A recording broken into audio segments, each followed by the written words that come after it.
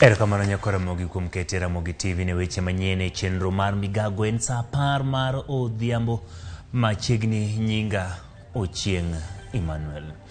Dogolo chik mondo med lorne kuom ndalo 14 jal moro manyocho nego nyithinde kaunti ma Kisii. Nelson Momanyi Ontita ne ochopo nyim jang'ado Kalesta Sindani e doho ma Ogembo. Ka jomin buche kwayo doho mondo omigi thuolo mar timo nonro ne achijno. Burano ibiro winji kendo tarik 23 dweni. Achijno sani dhi geng'ne tesend obila ma Nyangusu kapod itimone nonro.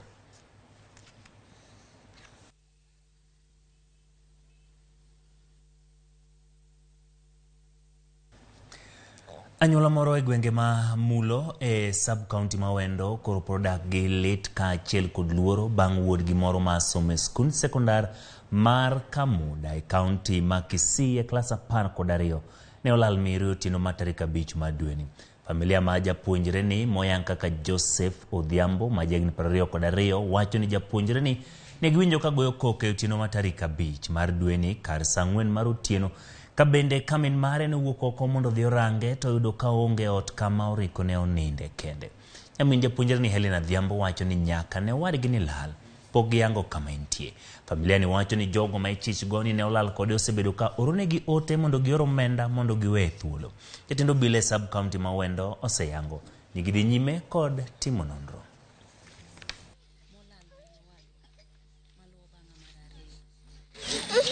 To kano gik tich ang'wen gotieno tema mama gona sime ni jomoko gole ot gotieno. Koro ka jogi gole ot to go nduru matek koluoro around kama Joseph nogoye ne ntiere ma nindeno. To jogo kotimore nade ok onwang'e, mama ok onwang'e. Ka Joseph nosedhi nindo nogo uwi ogo mokwongo kogo mar ariyo mawuok oko kwadhi kuma ninde wayudo mana remo to jogo osedhi kode wasemanye ari tich ang'wen kaka wuono pok wayudo. Jok moko oro message ni mondo or siling 20,000 mondo migi we wi Joseph. Koro kuma Joseph nitiere kata kuma jogo nitiere wakia. Koro sani ogocho to ok winjre. Koro wan familia ma onge nyalo. Ne wakwayo sirikal ni kuyie to konyo kech nyathino ne en nyathi masomo kendo min gi osethagore kode ka puonje. Sani odhi e form 4. Kawuok e kaunti ma Migori wabire kaunti ma Homa Bay, Governor e kaunti no Gladys Wanga oketo koke puodho bombe 4 mondo bede rang'iny mar municipal. Bombe 4 go gin Kindu Bay, Ndhiwa, Mbita kod Oyugis makoro rang kaka mago mabiro jiwo dongruok mar gwenge go kod kaunti mangima. Puodho bombe 4 go koro keto kaunti ma Homa Bay kod bombe 5 manie rang'iny ma municipal. Gavana Wanga olero ni bombe go chwale ngas ka irango kenge duto mag chike kendo migi puoth e kidienje duto.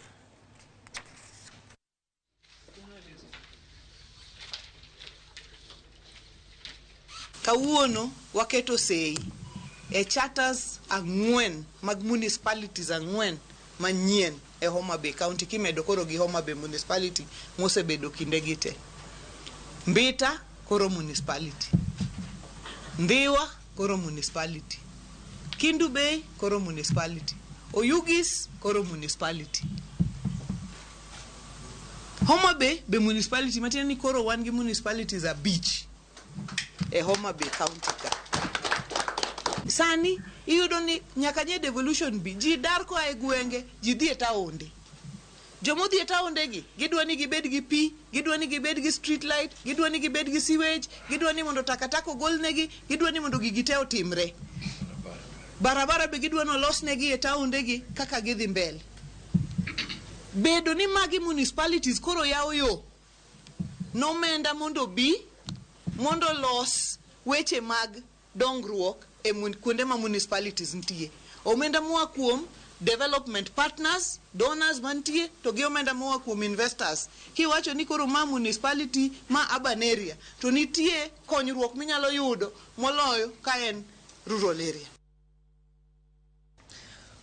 Okang' mar ogai mar ODM kod Azimio Raila Amolo Odinga jo governors mag ODM tiyo kanyakla kod piny owacho mar Kenya Kwanza Merido Sirko wuok kuom jotelo.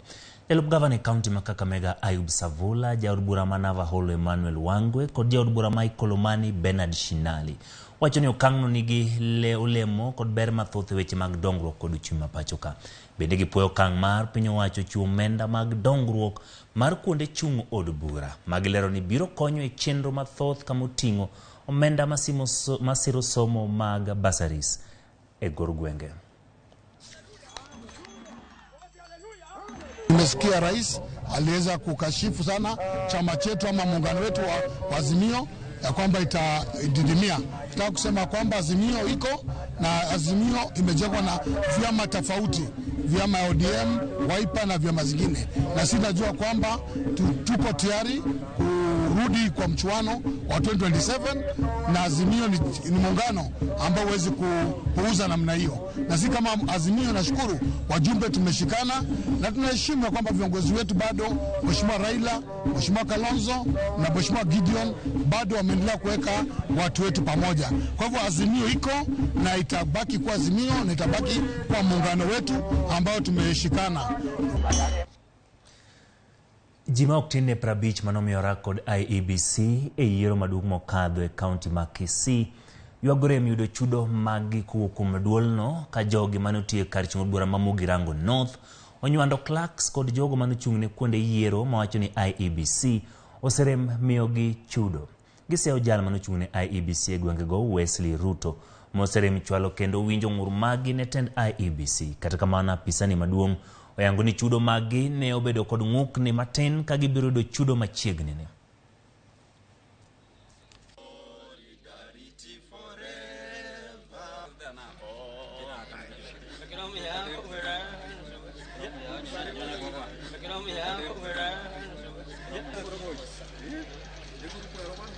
Tulifanya kazi mzuri.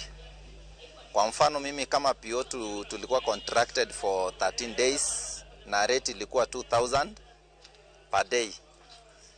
Na tulifanya kazi tukamaliza, election ilikuwa successful. Ukijaribu kutafuta aro, ukimuulizia story ya pesa na kublock, accountant anakuambia atalipa sijui tarehe 5 mwezi wa January next week part 1. So tunaendelea kutosiwa tu kama coin. So hatujui ni lini tutalipwa. Ziku zinasonga 3 months now tangu tufanye hiyo kazi. For now tunauliza which is the right way tunafaa kufuata until tupate pesa yetu. Tangu hiyo tufanye hiyo kazi kama aro ametublock, wengi wetu achukui simu zetu. Accountant pia anasema ngoja, sijapewa account zenu kutoka kwa aro. Sasa tujui nani atatulipa. Jumla toto ukianza kwa casuals, ukuje clerks, ukuje DPOs and POs wako zaidi ya 50 kwa sababu hao ndo watu wamekuwa na complaints. Kaudhi County Mabungoma, kamanda marubile County Mabungoma Francis Koli kod lipode mano yango ni ji 20 kod achiel na wito ngimagi masira mar apaya manotimore kamoro ni Lwakaha e kar chung' bura Masirisia, masira manojuko bas.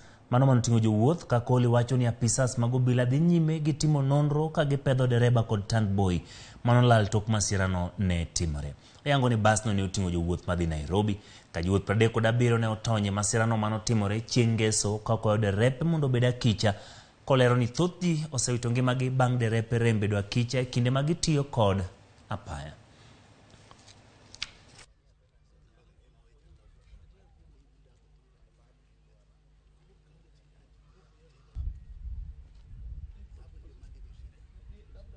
We are able to account for all those who are involved in that accident, except for those ones who traveled who are taken to the other side of Uganda for medical treatment, not on serious conditions, but on fair condition, because they boarded borders.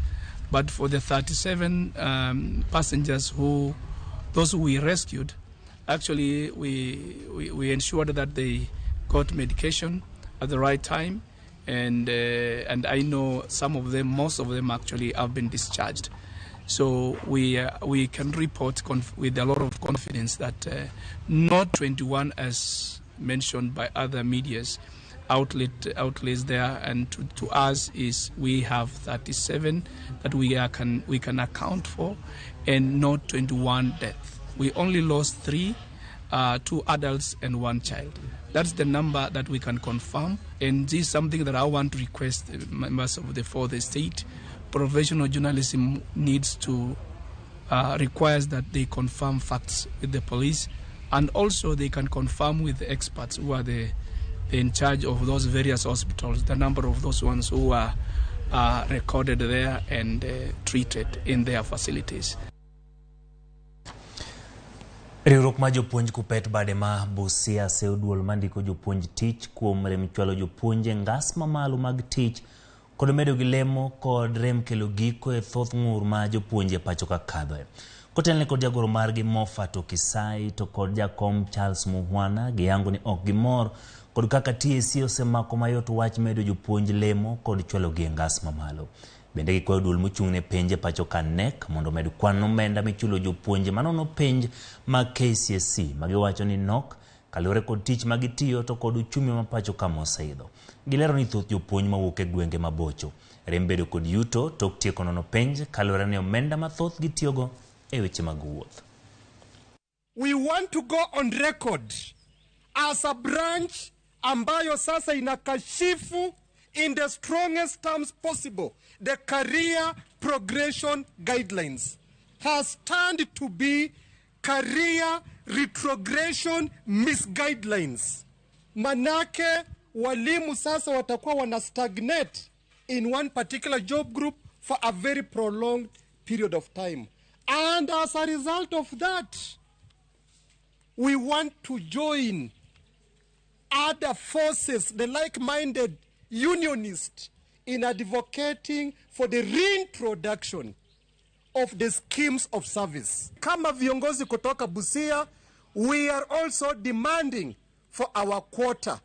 Hizi nafasi isiende sehemu moja pekee. Sisi ambalo tunaomba ni kwamba tukuwe na nyongeza kidogo kwa ile ya mwaka ule ulipita, na pia waangalie wakati fare imepanda, imekuwa about 4,000, almost 4 times the normal fare. So tunaomba ya kwamba NEC pia angalie maslahi ya watahini wetu wa kutoka Busia.